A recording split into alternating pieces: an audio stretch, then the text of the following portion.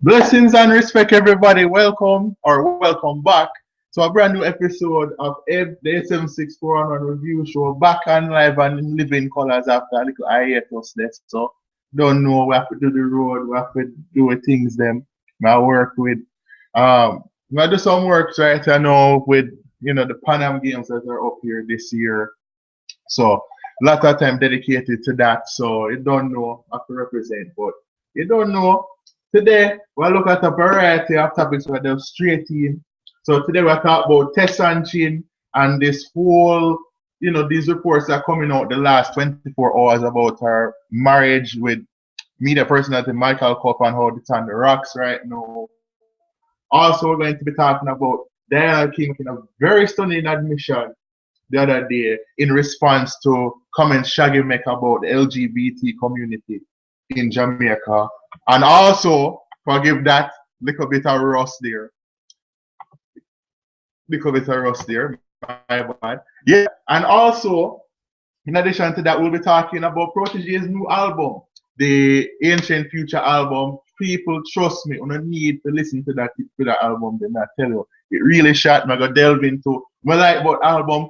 Couple of things I never like about it too much, but trust me, chat. But yeah, let's go straight in to the Tessanne Chin story. No, I hadn't heard much about Tessanne lately, you know what I mean? We saw in a commercial the other day, but since her album last summer and thing, Count on My Love, she's been relatively out of the spotlight, touring and all of these things, getting her endorsement money and all of that. So you don't know what to give. We have to give her props. She has still build herself in other ways, even though she's not coming out with songs, she's doing her thing in other ways.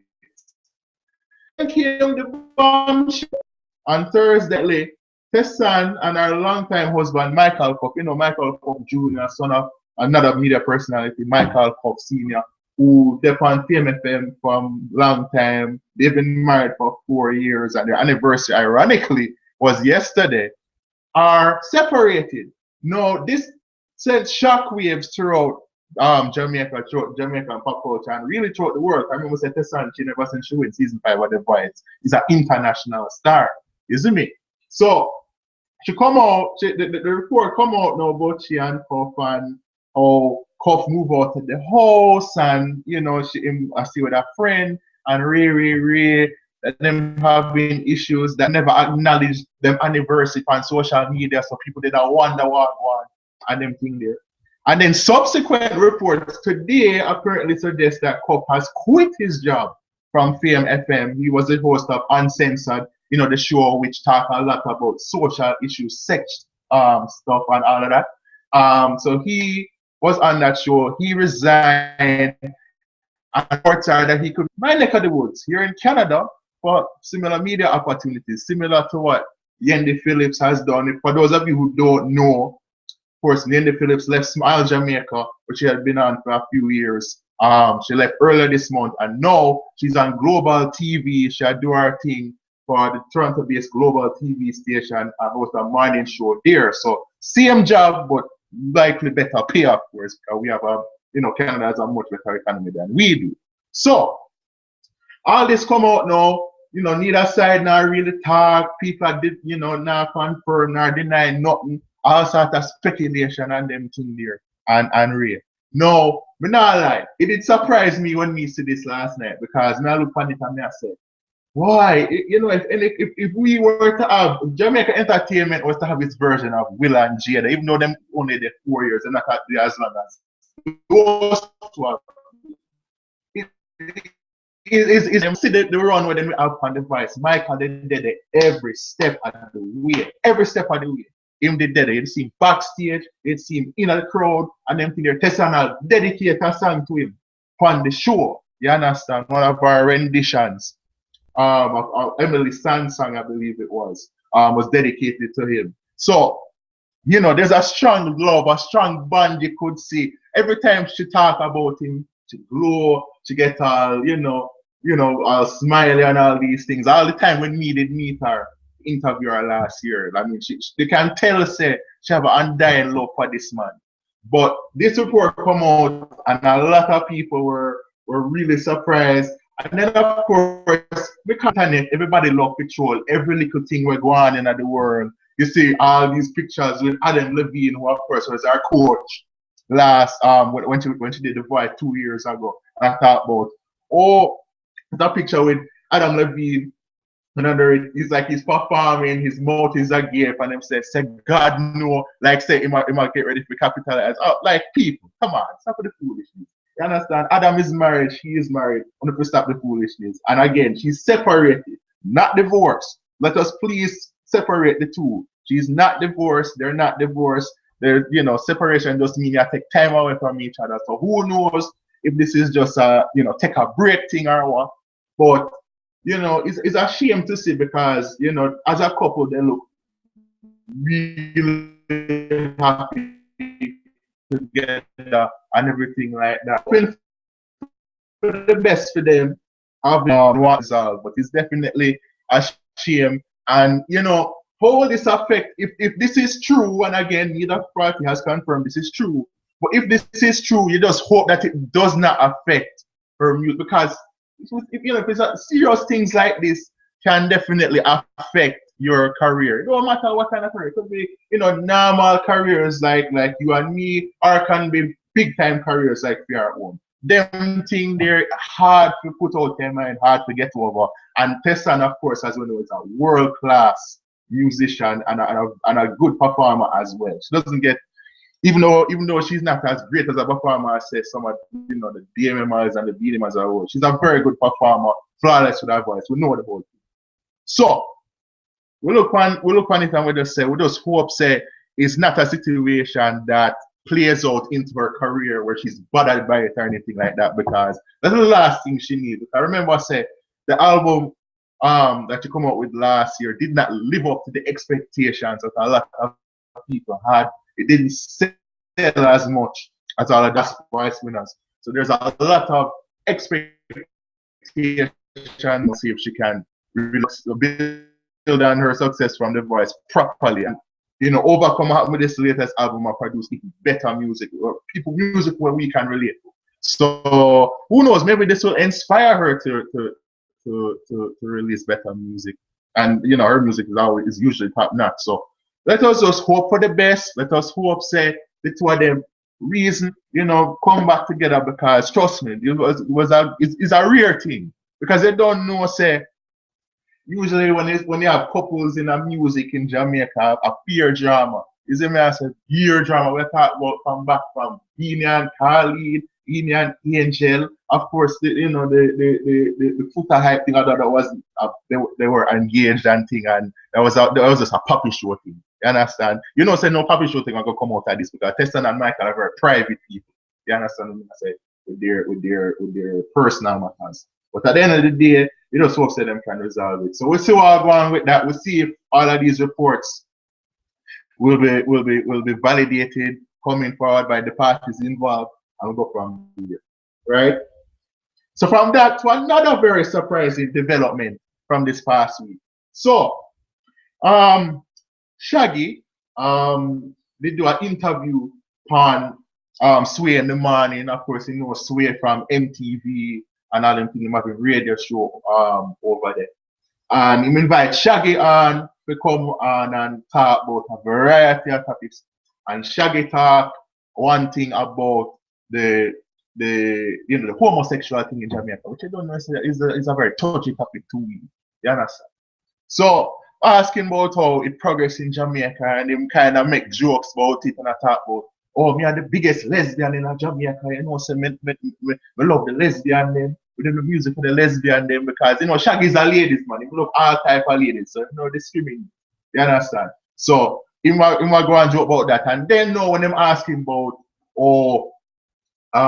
whether or not there's the whole perception about violence against homosexuality in Jamaica, and them say no, it's not straight people killing gay people, it's gay crime, crimes of passion, all this kind of thing, and that there's a big misconception about our perceptions of homosexuality in Jamaica. See? So then Diana King, of course, Diana King, revered singer back in the 90s, Shaggy, all these things. She come out, and of course she was the first notable Jamaican singer to come out and say, I'm gay, basically. That's what she said until a couple of years ago. She said, she come out now and she see the article, she post it up, she said, really Shaggy, and call him out and them thing there, and I talk about how it wasn't right what him say. And then she make a really say a gang rape as a teenager. She was 13 years old. She must have been looking at some girl too long. She said, and these guys just came up to her and do that. Now, of course, we're born out rape are the worst crime. People, the worst crime. Because as I always say, you may have a situation where you murder somebody, but you never intentionally murder them, like it's an accidental thing. When gun could shoot off and hit the wrong person, and they never mean to shoot them, or something happen and it was supposed to happen. There's no such thing as accidental rape. Once you do that, you do that. It's like most heinous crime. One of the greatest creatures on earth must not treat any woman, whether straight, lesbian, bisexual. They not deserve them kind of fate. And this and some that already. Yeah. So when you're shocking, because for her to hide that for all of these years must have been hard on her and them thing there. Then she made another point saying how, well, homosexuals aren't really given much of rights in Jamaica, so it's really hard to, that in itself is murder of the soul, as she quoted it to be, because they don't really have much freedoms and. Now, of course, this brings, of course, the whole topic about homosexuality in dance, as far as dance hall and music is concerned, and. Now, I think a lot of our rep as far as how we address homosexuality is overblown. I mean, it's not like we're going around talking about, we must kill these people and all the years when Sizzla used to get flat about it, Caputan used to get flat about it, Beanie used to get flat, and they still do from time to time. Is what I say. Whenever they, I think there is a misconception that we are there, going out and advocating to kill these people, and we're not doing that. You understand? We're not doing that. We wouldn't say that to do that. My position has always been the same. Me go about my business, them go about for them business. You understand? When they're not with them, we have business with nobody doing them bed, whatever. It don't matter. You see what I say? But I think, the whole, the music industry has kind of, been a little more, I don't want to say sympathetic, but they kind of stop talking about it a little bit.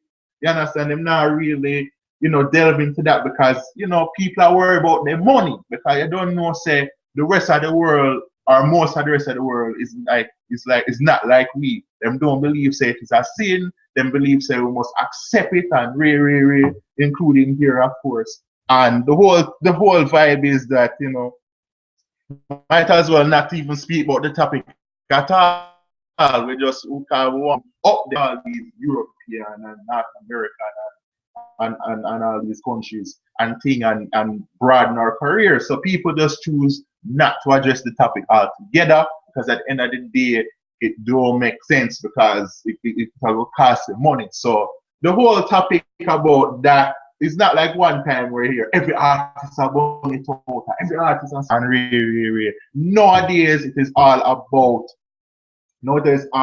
just what we're going to encounter them in any stage of life when you work overseas or even in Jamaica, of course, them they're in Jamaica, of course. So we're always going to encounter that. So we just do our thing, them do for them thing, but at the end of the day, people not try to lose them the money what they want to make and the touring opportunities they might try to get. So I just saw the thing said, you understand? But I think there is definitely some misconception about us that we are this, homophobic country. The whole word homophobic to me is ridiculous. Like we fear the whole. It's nonsense. But to me, it's definitely a topic. What Diana King do is basically open back up the conversation. So it's definitely something that I don't think, it's a stigma with us that I don't think will ever be shaken off, no matter how much we try, right? So we'll go from that and actual music. We just listen to the new album from Protoje. Protoje released his album officially last week called Ancient Future. The album, of course, they come up with 7-year itch, which was bad. Then they have 8-year affair, which was good. It was very solid as well. But no, Ancient Future. No, he described this as an album coming out which was a culmination of old school reggae and dancehall, 80s dancehall mixed with newer sounds and them thing there. Just I try blend up a lot of sub-genres and genres into one and take people and I know what I mean, from old school to new school. Now the first couple songs, Protection and Criminal, I listen to them and I say, I don't really feel the old school vibe yet. Like good concepts as usual. Protoje is one of the most forward thinking artists out there. But not really feeling it. Then of course Who Knows Play, don't know, big number one song, one of my favorite songs them I wrote right now, Come On and everything there. Then you hear Styling, which is a very good song about a girl where constantly I give him a vibe like say she rate him that much and you know what I mean? We know you feel for today. Trust me, we know you feel right now.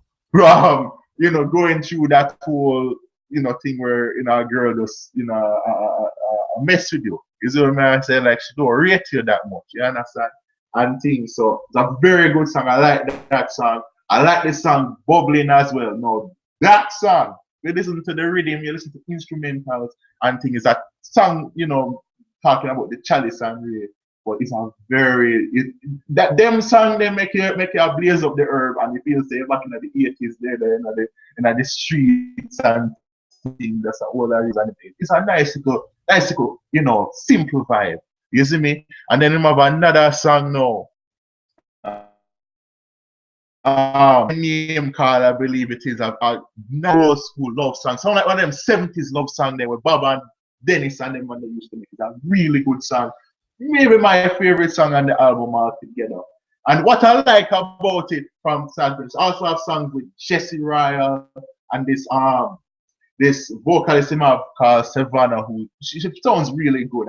I think she did really well on that song, and there's another song that also she features on. But I think the best thing about this album is how they mix the instrumentals of different genres. They put in the little dubstep, they put in the little elements of rock and dancehall, as I said before, and it just blends so well. Like it feels like you're actually listening to two different eras of music in one song, and quite a few of the songs. It's really, really good.